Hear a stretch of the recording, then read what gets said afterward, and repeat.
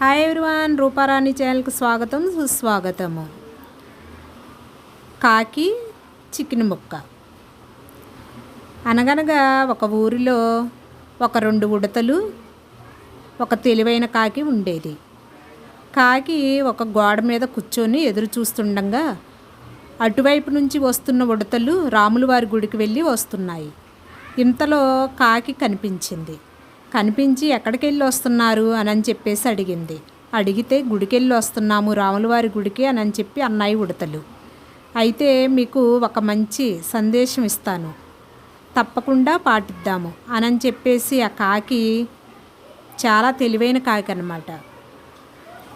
మీరు ఒక దగ్గరికి వెళితే చాలా ప్రశాంతంగా శాంతంగా ఉంటుంది, అక్కడికి వెళ్ళి ఆహారం తినండి, నేను కూడా వస్తాను అని చెప్పి అంటదనమాట. అక్కడ చికెన్ ముక్క కనిపిస్తుంది కాకి.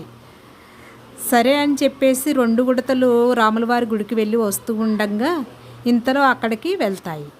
వెళితే అప్పుడు కాకి కూడా వచ్చేసి గబుక్కున చికెన్ ముక్కను తీసుకొని వెళ్ళిపోతుంది.